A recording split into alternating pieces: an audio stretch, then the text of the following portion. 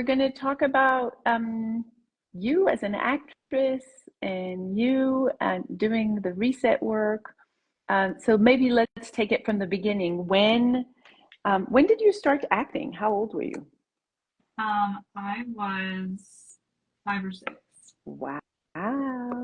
How Yeah. fun was that to be an actress when you were 5 or 6? How did acting feel when you were 5 or 6? Well, this was, I mean, to clarify, this was like pre-professional. I wasn't like a child actor the way we think about it, but it was my it was my favorite thing in the world, and I got to do it every summer at summer camp. Wonderful. Um, and there were like a couple of times where I did plays outside of school, but I was also doing ballet, so I didn't really have time to do both. Uh-huh. And then one day, I auditioned for the Nutcracker at my ballet school, and I ended up getting Clara. Mm-hmm. And I realized that I loved the acting part of ballet so much Yeah. more than the The ballet part of ballet. yeah. So that proposed an issue for me, and I realized that I should just go do theater at my school, and then the rest is It's history. history.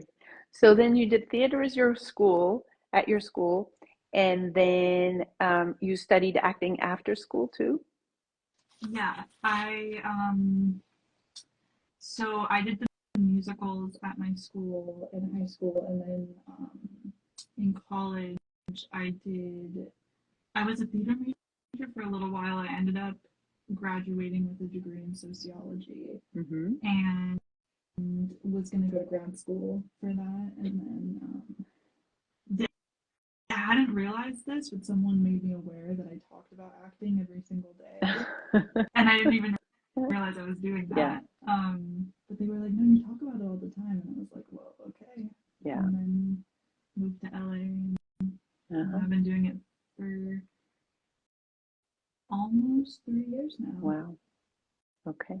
Yeah. So did you notice before doing this work a difference between when you were very young and an actor, and then you did your theater major and probably did, acting at school? Did it start to change the experience of acting from the very beginning? Yeah, Yeah. yeah. I'd say at the very beginning, when you're a kid, there's so much of it that's just you're so happy to be on stage, and I mean, in some ways, it's like feels like some of the most authentic Hmm. acting I ever did because I was just like Yeah. myself prancing around. Um, and then at a certain point, I think specifically in college, because I was lucky that I went to a small school and had a very supportive group of friends that also did theater with me. We had a great director who would come in for every musical every year. And I just never really felt like I had to put anything on. And then when I got to Hmm. college, Yeah. it kind of just, and Mm-hmm. where the pressure just kind of caved in. Mm-hmm. And um,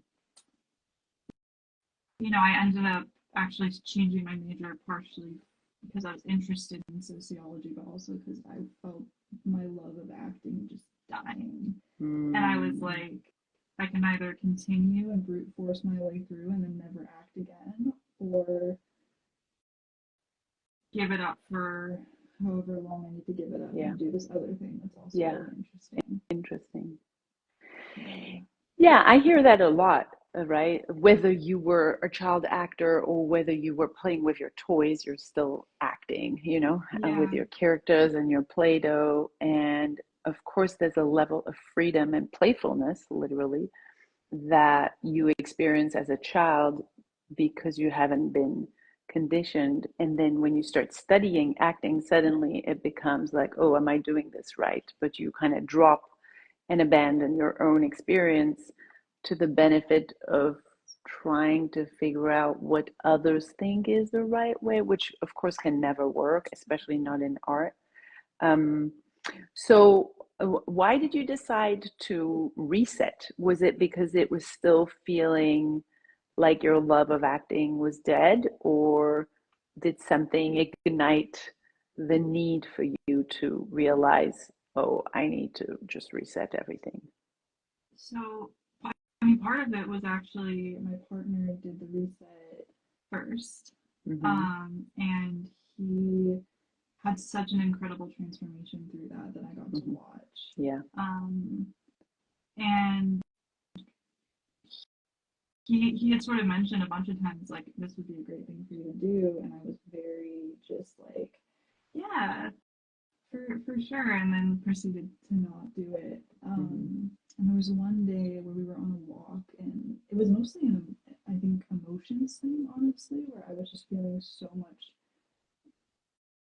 of this feeling that I would often get of just when I wasn't doing the things that I said I was going to do, and I just felt this like pressure. And it Yeah. would be related to acting, but also music and personal Yeah. relationships, anything. It would just growing pressure. And he was like, maybe you should start the reset.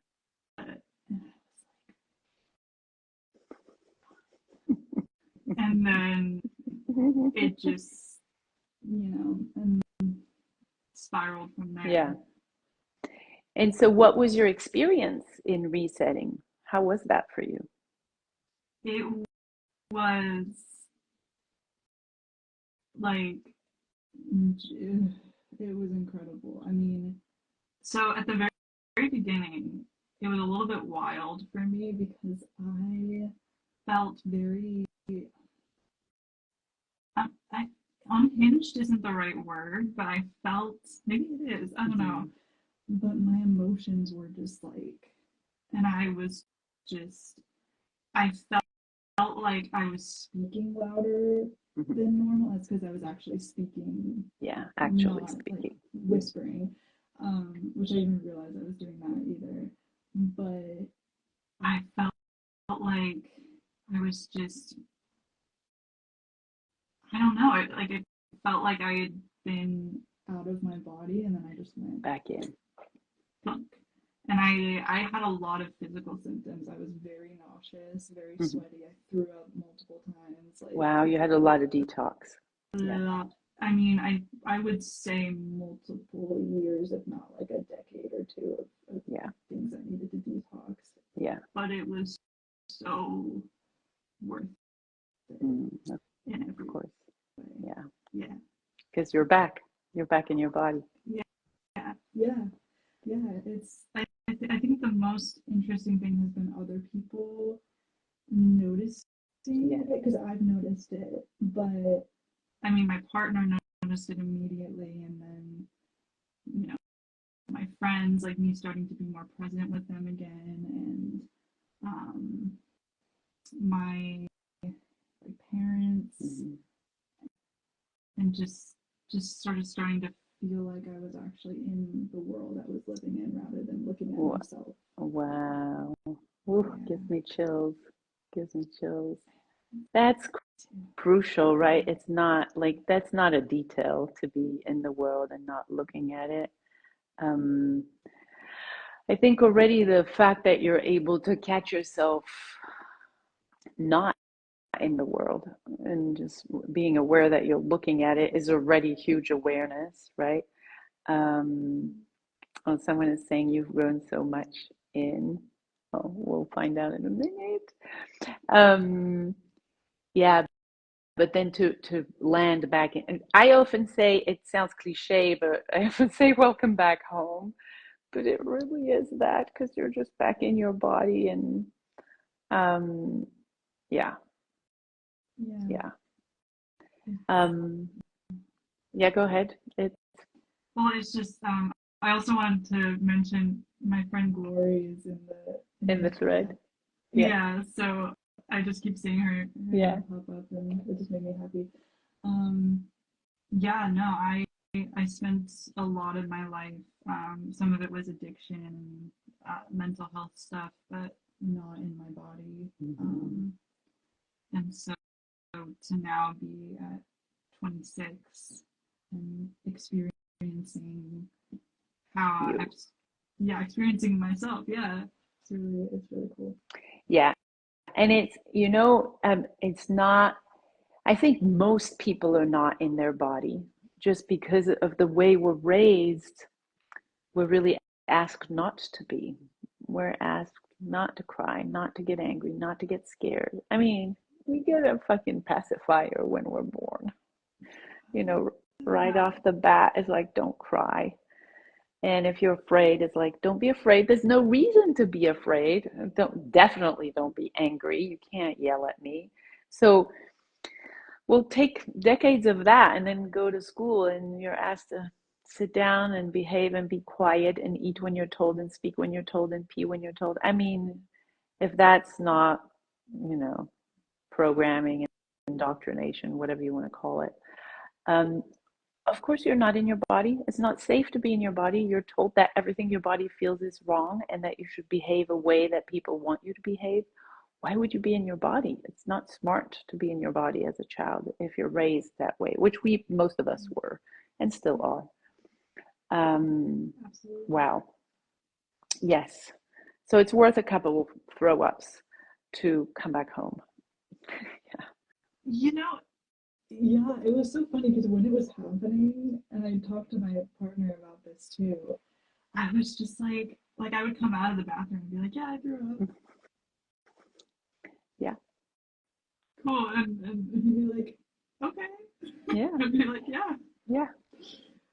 It didn't feel ever like a bad thing. I would bring the laptop into the bathroom with me with The and I would just exercises. be the Mm-hmm. exercises I would just be watching while, Yeah. you know, Well, it's, yeah.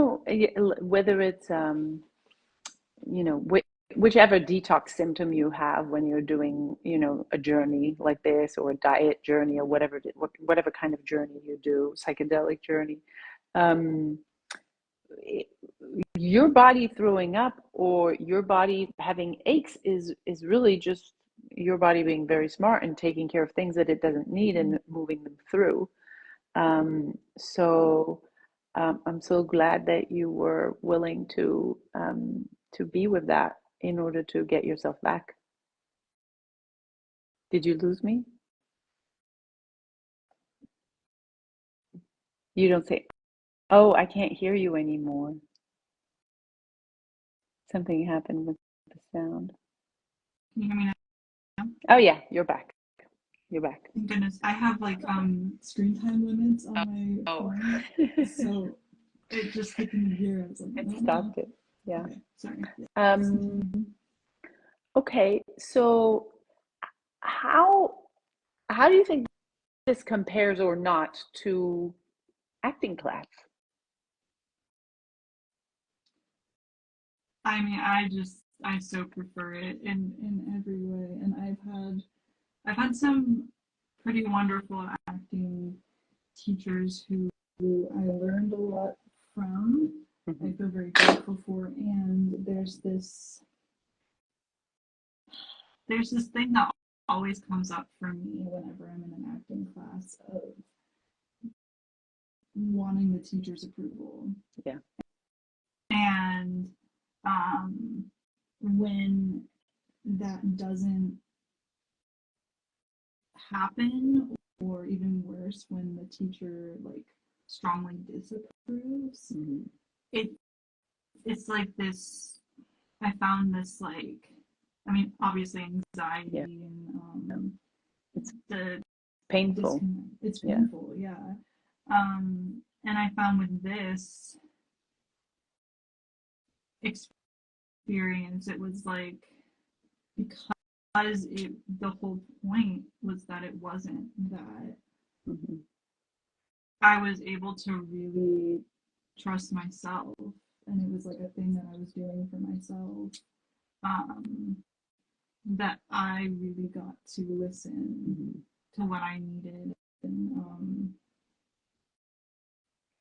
it feels like being equals with you and with the people I'm watching, and Totally.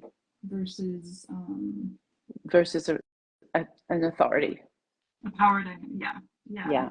Definitely. Um, So in this case, with resetting yourself, what you're doing is definitely not, I'm not a teacher. I don't even think I'm a coach. If I'm a coach, I'm a non-acting coach, but I'm not an acting coach. Um, in this case, you're really just rediscovering how to be in your own power. You're taking back your power. You're listening to your own authority, to your own self. You mentioned the word before you got on, like you found, you reconnected with your self inspiration. yeah, Can you yeah. say a little bit about that?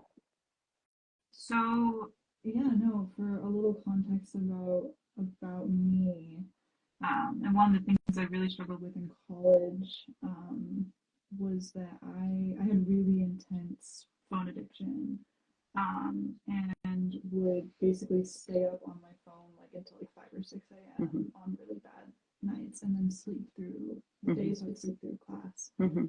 Um, and I was able to get to a point where I had really, you know, gotten that under control, so to speak. Give me one I second. Hi, I'm on a live. That's okay. Yes.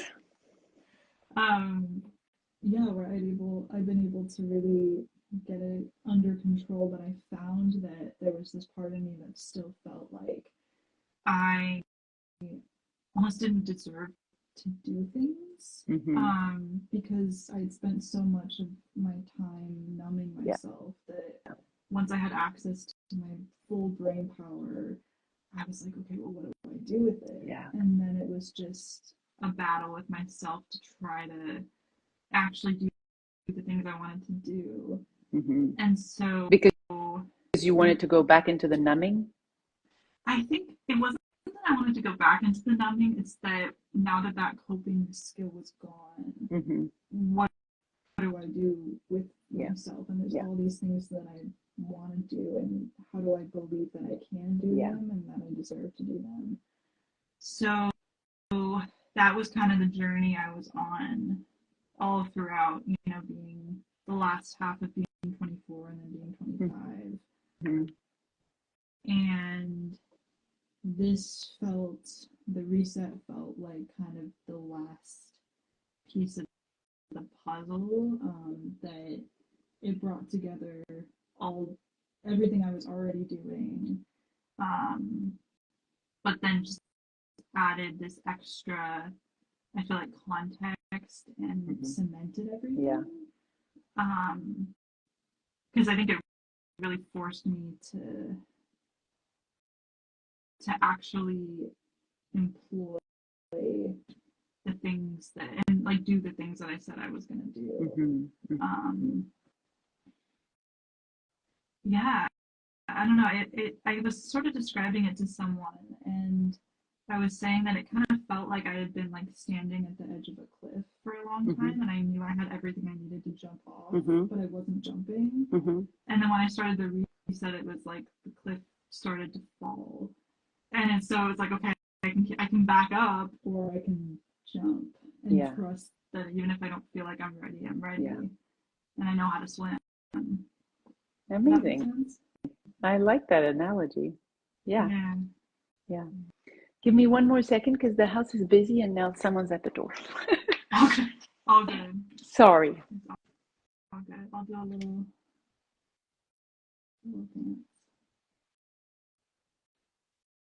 Hmm.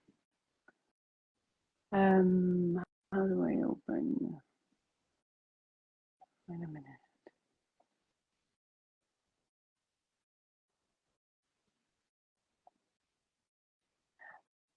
Okay, I think I'm gonna have to take you with me because the door has a. Oh, it's okay. Someone else is opening. The door was locked. Oh yeah, she came in. Um, Wonderful. So, thank you for sharing yourself so intimately and so specific. I love how you're able to dissect everything in your experience. It's very, very clear, very relatable. Yeah, thank you for that. Thank you. I appreciate Yeah, being able to talk about it. Yeah, wonderful. So I want to say for anyone who's watching that if this is interesting and if it resonates, if it rings your bells and you want to dig in what we do into the reset, you can type free 100 in the comments and then we will send you some free links that you can watch in order to see if this is the kind of deep dive that you want to do. Yeah. Thank you so much. Thank Thank you. you. Yeah. So good to Bye. talk to you. Yeah. Very good too. Bye bye.